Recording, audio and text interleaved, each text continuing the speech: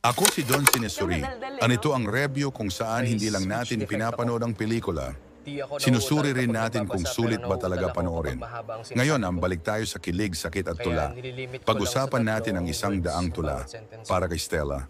Isang pelikulang puno ng emosyon, tula, at mga tanong sa timing ng pag-ibig. Part 1, Quick Context and Setup. Isang daang tula para kay Stella ay isang Filipino romance film na isinulat at idinirehe ni Jason Paul Lacsamana. Ang mga bida, JC Santos bilang Fidel Lansangan at Bella Padilla bilang Stella Puno. Ang pelikula ay inilabas noong Agosto 16, 2017 bilang bahagi ng pista ng pelikulang Pilipino.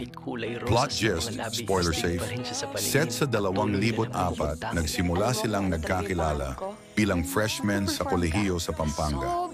Fidel, honor student na may speech impediment at gustong magsulat, nagsimula siyang gumuhit ng isang daang tula para kay Stella, habang si Stella naman ay may pangarap maging recording artist. Sa pagdaan ng mga taon, lalong lumalalim ang kanilang samahan, pero maraming emosyon, hindi na tayong paghimagsik at sorpresang pasikot-sikot ang haharang. Part 2, First Impressions and Tone. Unang tingin ko, nostalgic vibe agad.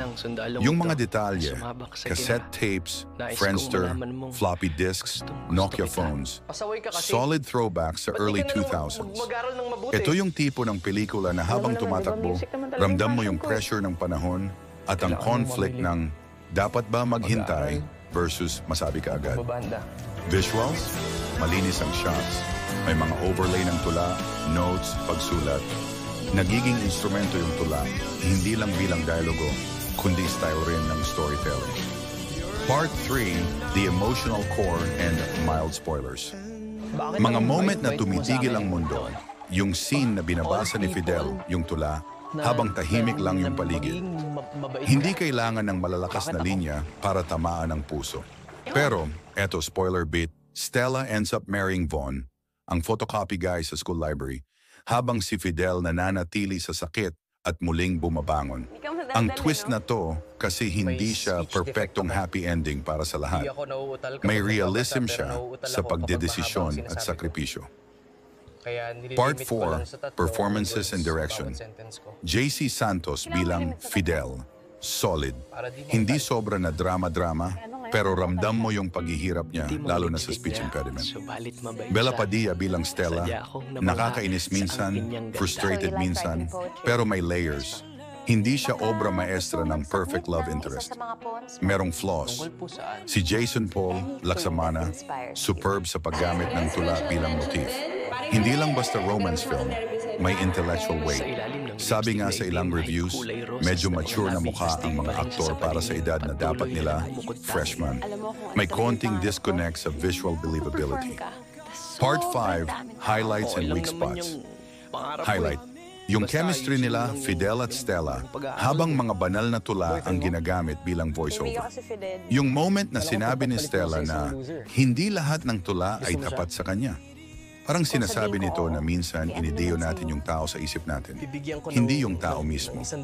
Weak spot, minsan nagiging paulit-ulit yung konflikto at may mga supporting characters na hindi masyado na-develop. At oo, yung decision ni Stella to marry someone else. May mga nagsasabing medyo bigla at konting explanation lang. Part 6, Verdict, isang daang tula. Para kay Stella is not a perfect film, pero isa siyang pelikula na kakayanin mong balik-balikan pag gusto mong maramdaman yung sakit at kilig ng sabay. Sa punto ko, 7.5 sa 10. May parts na pahirap, pero may parts na babalik-balikan mo sa alaala mo ng college feels. Ano ang tingin mo?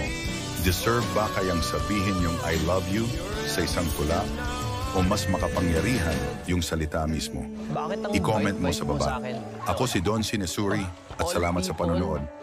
Sana may natutunan tayong muli sa mga tula, puso at timing. Take care.